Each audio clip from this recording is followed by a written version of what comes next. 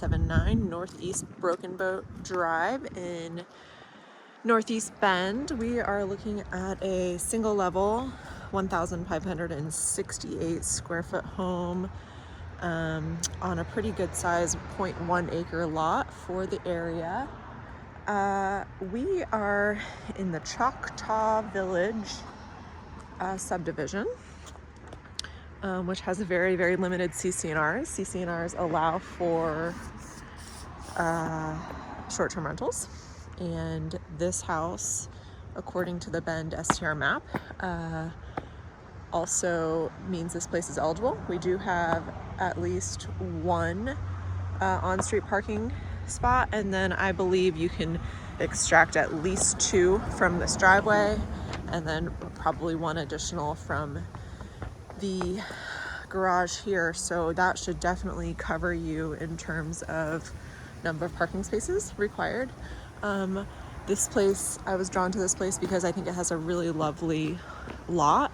It is a home that was built in 1979, as were most of the homes it appears in this neighborhood, but there have been some nice updates done. Like there's a really nice long newer driveway, pavers, nice pavers, and the yard in general is just in good shape. You can see a few lights along the path here, and then just some nice landscaping, new and old. The outside of the house, I know when I was around the back, there's hardy plank siding. Looks like we're looking at some, oh no, it's all hardy plank, so cement board.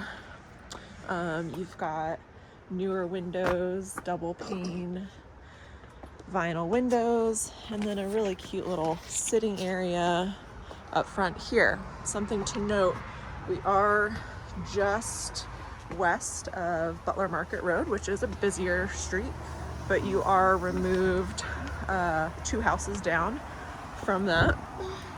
You can hear them though from outside in the front yard. You can see them. Sure, Sawyer. We've got gutters along the front of the house, which is always a nice feature. And I was checking out the roof earlier, and the roof does look like it's in good shape.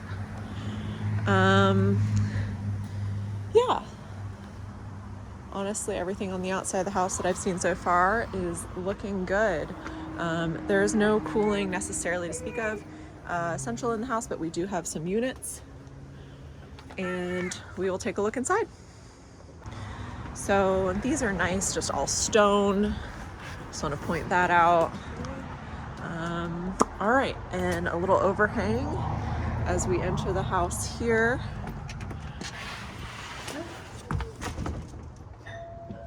That is what the doorbell sounds like. So we have, an older door that's been painted, some embellished glass. All right, so as we enter, there is a formal living room space. We do have what looks like a wood fireplace in the corner here on a stone hearth. There's a ceiling fan, lots of recessed lighting. In this living room itself, there's only the one light over the wood stove. And then there's a little closet as you walk in here, a little coat closet with older doors. All right, and then as for flooring in this house, there is laminate, so wood laminate, and then stone and tile. I like the layout of this house. So as we enter here, the kitchen is central. Some really pretty lit glass doors,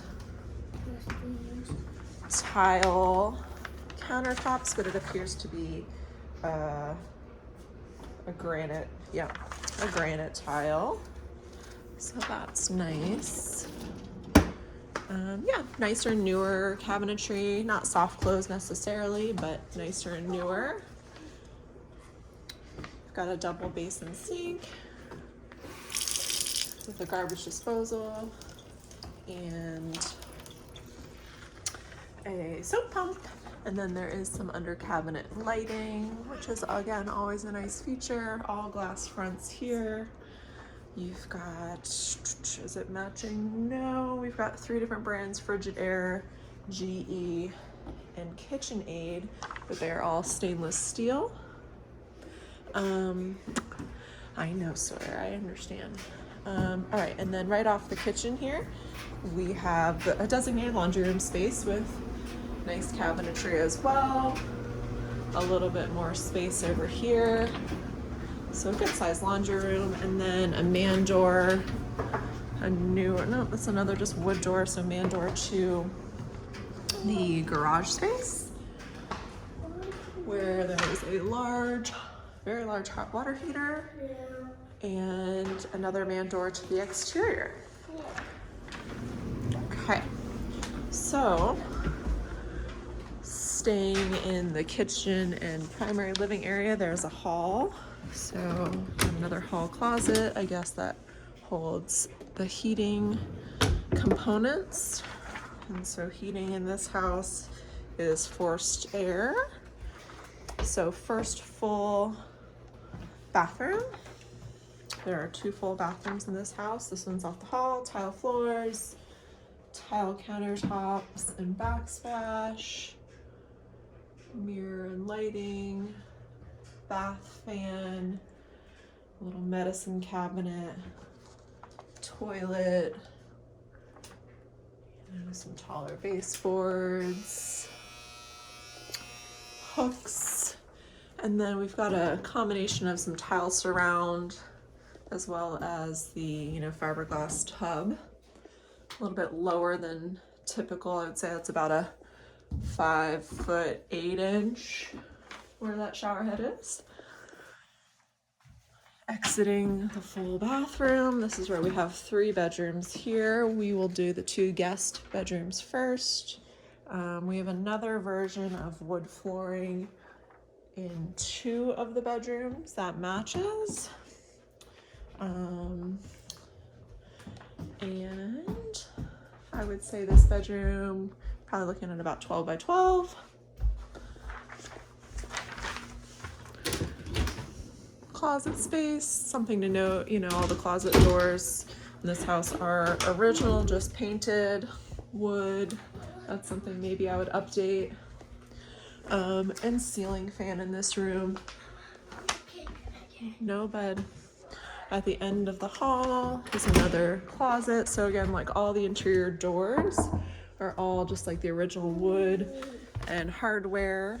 So that would be an easy update, but something you could do to modernize. So linen closet area, and then second full bedroom, guest bedroom that completely mimics the first, I would say, in size and cabinetry scope. And then the primary. So primary, I would say, is about the same size. The only real difference is that we're facing the backyard. Also a ceiling fan.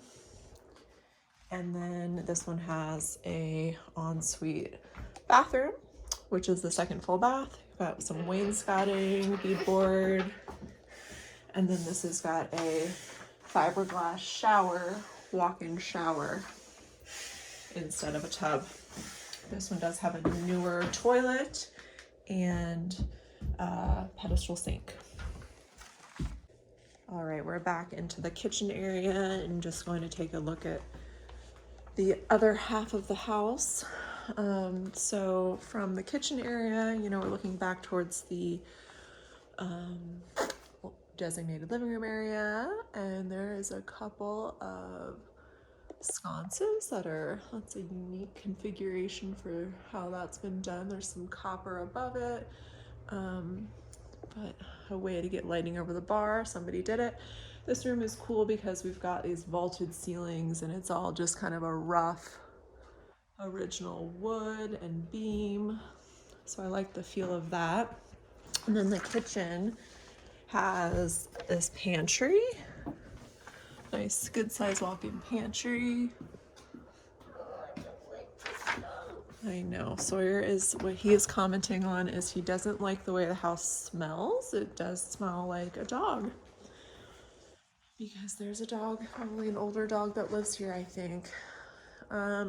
So in this room we have a solar tube, which lets in lots of natural light, and then a light fixture in the corner. But this room is nice and bright, even I think without lighting, because of these big windows here that look onto the garden area. And then this is what is, I would just call like a great room. So you've got like a family room area. I do like this big tile. It's like a 2x2 stone. And then the dining room area. So this is just a really nice gathering place. And this room has a really nice feel. So exiting to the backyard, got again like another older door, but it's just a glass door, and a couple steps down onto a wood deck with some railing, and then a little doggy door coming out of the house here for the smaller dog. And then we will just walk around this lovely backyard. So you can step out and there's some nice pavers that lead around to the side of the house where we had looked before. And there's a nice gate to get to the backyard from the front. Some nice security lighting up there. And then that man door that we saw to enter the garage. Sawyer is showing us how the pavers work here. I think this person enjoys their backyard and likes gardening. There's some nice trellises, and then sort of like a courtyard type area that's got some gravel and some fencing. There's a fountain that is not on, but does look like it's wired to be. And then another little trellis area. And then kind of a sitting area in the back corner with a nice larger tree, looks like a maple. And then there's some pine trees. Looking back at the rest of the house, going out onto a grass area, and then they have a little seating area underneath this really big tree. You do have neighbors. I can see 4 neighbors. 1, 2, 3, 4. But it's quiet and you're not staring into any of their houses. Things are secluded back here.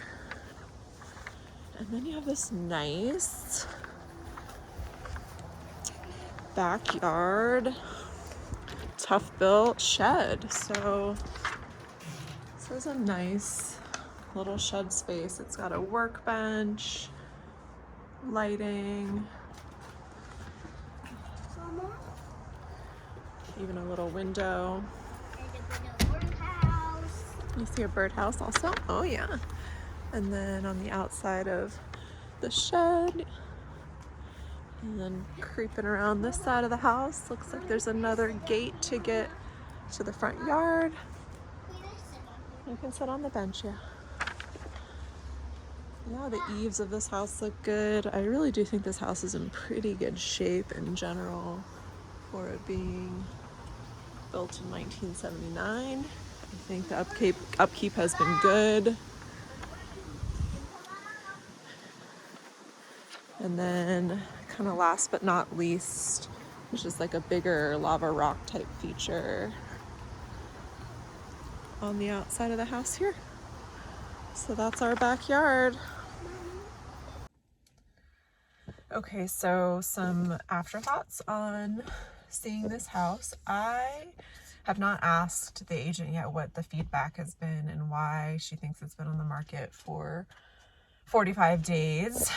You know, just as aside from the market slowing around here, and I guess buyers having more options. I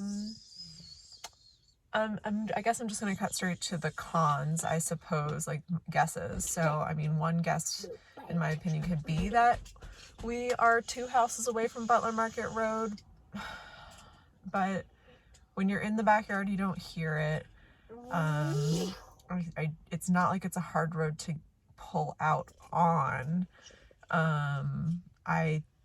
I think that it's, proximity to the west side of town and just like getting downtown or to the highway. I just see the location as a pro. I guess, like I said, some people could just see having a busy street here be a con.